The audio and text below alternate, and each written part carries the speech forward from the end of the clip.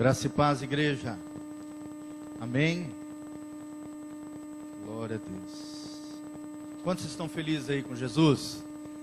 Não há nada melhor do que servir Jesus, não é verdade? Amém. Louvado seja o Senhor. Abra comigo em Colossenses, capítulo 2, de 8 a 15. Colossenses, capítulo 2, de 8 a 15. O Senhor me deu uma palavra ao coração, na verdade fruto de atendimentos pastorais, experiências com Deus, que realmente tem abençoado o meu coração na história da minha vida, e eu gostaria muito de compartilhar com os irmãos. E nós temos como tema desta ministração, o tema: o que Jesus fez por mim. O que Jesus fez por mim. Sabe, queridos, cada vez que nós olhamos para a cruz, que nós entendemos aquilo que Jesus fez por nós na cruz, o nosso coração parece que se apaixona mais por Ele, não é verdade? Nós ficamos como que cada dia mais vislumbrados, impactados, a nossa fé se fortalece, o nosso coração rejubila, por tudo aquilo que Deus fez por nós na cruz do Calvário. E aqui nesse texto, Paulo, de maneira poderosa, gloriosa, teve uma revelação daquilo que Jesus fez lá na cruz, através do ato de se oferecer como sacrifício vivo na cruz do Calvário, por mim e por você.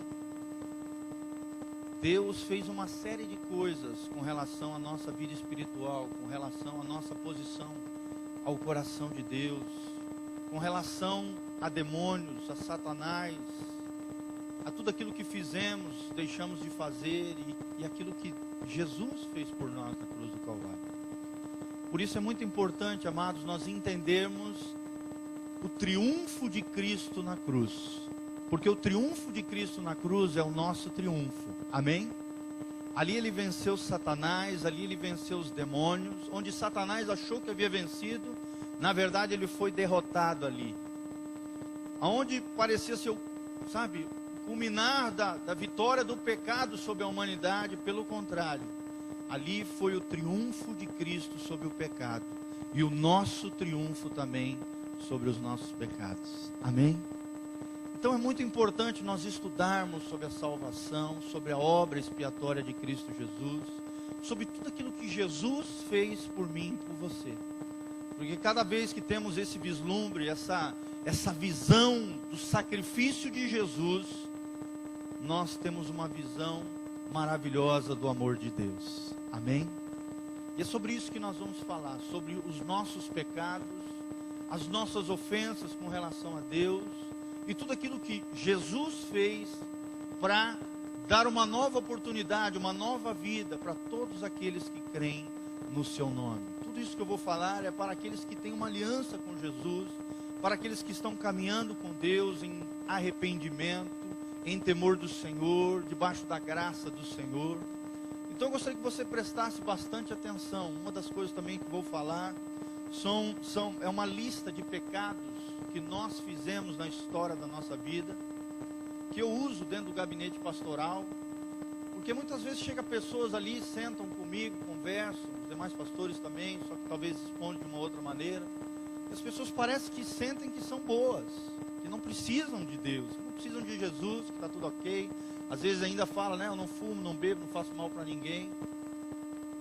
São pessoas que ainda não entenderam que são pecadoras, que carecem da graça e da glória de Deus. E aí eu uso esse material, são 2 folhinhas, que nós usamos como roteiro de confissão, arrependimento, não para jogar a pessoa para baixo, não para expor o nosso pecado, de maneira que nos coloque para baixo, mas de maneira que a gente possa perceber que nós não somos tão bons quanto nós pensamos que somos, e que Deus é maravilhoso conosco, mesmo quando percebemos que somos pecadores e que merecíamos o inferno, amém? E esse texto de Paulo fala sobre isso. Vamos ler juntos então? Colossenses 2, de 8 a 15. Eu vou ilustrar de diversas maneiras, de algumas maneiras bem práticas, para que você possa entender aquilo que nós lemos neste texto, ok? Então preste bastante atenção, não fique com sono, não esqueça lá fora, esqueça problemas, preste atenção naquilo que Deus vai falar aos nossos corações nessa manhã. A Bíblia diz: tende cuidado para que ninguém vos faça presa sua, por meio de filosofias e vãs sutilezas, segundo a tradição dos homens, segundo os rudimentos do mundo, e não segundo Cristo. Porque nele, Cristo, habita corporalmente toda a plenitude da divindade. E estás perfeitos nele, que é o cabeça de todo principado e potestade, no qual também estáis circuncidados com a circuncisão não feita da mão, no despojo do corpo dos pecados da carne, ou seja, a circuncisão natural que os judeus faziam, o prepúcio, mas pela circuncisão de Cristo, diz o Senhor, sepultados com ele, ou seja, com Cristo, no batismo, nele também ressuscitastes pela fé no poder de Deus, que o ressuscitou dentre os mortos, e quando vós estáveis mortos nos pecados e na incircuncisão da vossa carne, vos vivificou juntamente com ele, perdoando-vos todas as vossas ofensas, havendo riscado a cédula ou escrito de dívida que era contra nós,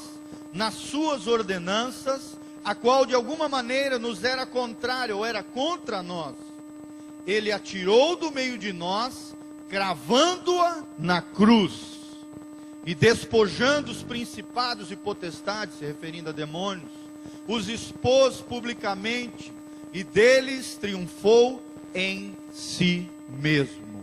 Amém? Vou repetir novamente, pelo menos o versículo 14 e 15. Havendo riscado o escrito de dívida, ou a cédula que era contra nós, nas suas ordenanças, a qual de alguma maneira nos era contrária, tirou do meio de nós, cravando-a na cruz, e despojando os principados e potestades, ou Satanás e seus demônios, e todas as hostes da maldade, os expôs publicamente, e deles triunfou em si mesmo. Amém?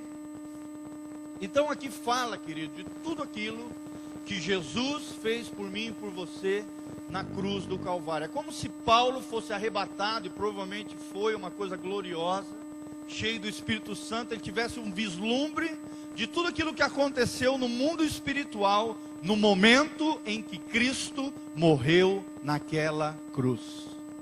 Amém? Fabinho, pode aumentar um pouquinho o teclado, tá? Ele vai fazer um fundinho aqui pra gente, enquanto a gente está ministrando. Amém?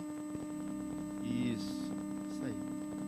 Queridos, então é muito importante nós entendermos isso, aquilo que Jesus fez por mim e por você na cruz do Calvário.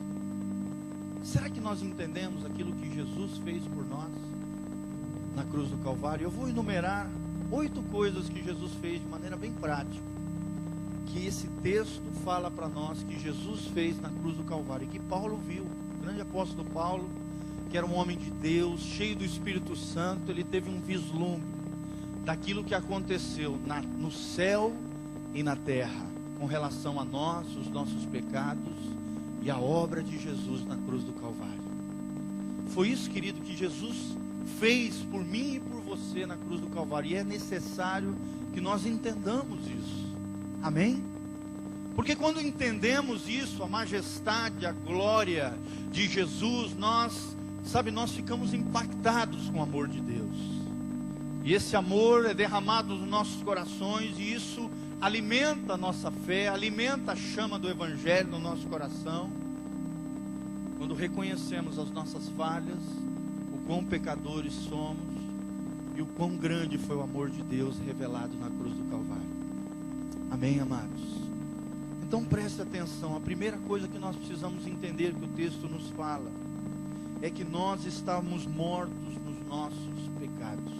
antes de Jesus, antes de conhecermos a Deus, estávamos em trevas. Estávamos longe de Deus pela impureza da nossa carne, a Bíblia diz, ou seja, pela nossa impureza, pelos nossos pecados, que afetavam o nosso corpo, por causa da nossa natureza corrompida, pecaminosa, nós estávamos mortos no pecado, longe de Deus. Amém?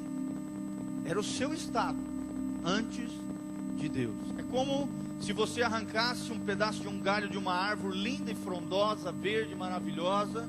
Você arrancasse aquele galho da árvore, é como muitas pessoas estão hoje sem Deus. Você arranca o galho, o que acontece? Na hora parece que está cheio de vigor, está verdinha a folha, né? Está linda e maravilhosa ainda, mas vão se passando os dias, os anos, os tempos, e o que acontece? Por aquele galho estar desligado da árvore, a morte é promovida no interior e no exterior de todo aquele galho que foi retirado da árvore. É verdade ou não é, queridos? E assim vai secando, vai perdendo a vida, vai perdendo o vigor.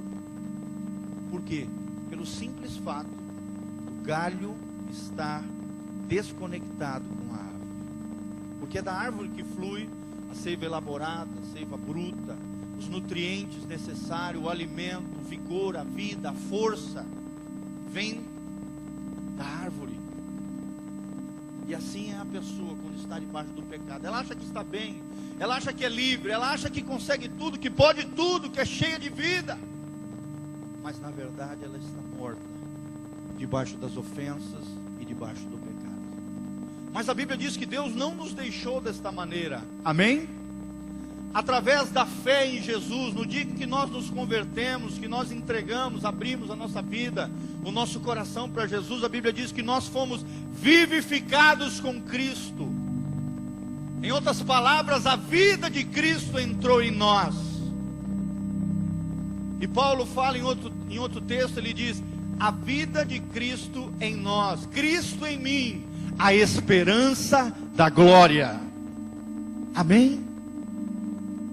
Só através da vida de Cristo e em Cristo podemos viver de verdade uma vida espiritual, uma vida com Deus, uma vida de alegria, uma vida de felicidade, somente com Cristo, amados.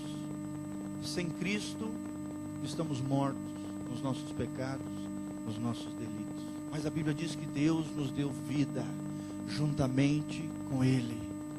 Já não vivo eu, mas Cristo vive em mim. Fala comigo: já não vivo mais eu, mas Cristo vive em mim. Quantos tem Cristo dentro do seu coração, dentro da sua vida? Aleluia!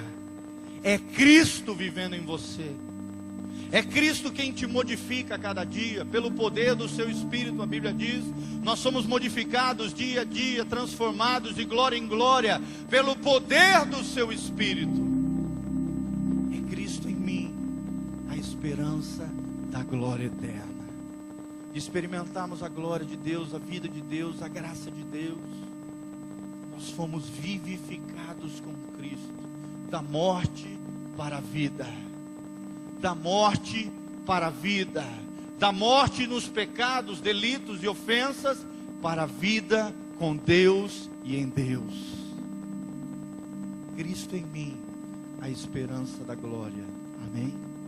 E a Bíblia diz que Ele, está ali no versículo 12, no final do 13, perdoando-vos todas as ofensas. Significa que Ele nos perdoou de todas as nossas ofensas, que nós vamos ver aqui. Quais são elas? Que tipos de pecados existem? Tem uma lista aqui, vou mencioná-los para vocês aprenderem. E você vai entender que você não é tão bonzinho quanto você imagina, quanto você pensa. Jesus é capaz de te perdoar de todos os pecados. Amém? Aquele que tem fé em Cristo tem os seus pecados do passado, do presente e até do futuro, ou seja, aqueles que ele ainda nem cometeu, por ele estar com Cristo, em fé, com o coração em arrependimento, caminhando com Deus em temor do Senhor, tendo o pecado como um acidente e não como um pecado rotineiro, contínuo. Até os pecados do futuro são perdoados na cruz do Calvário. Amém, queridos?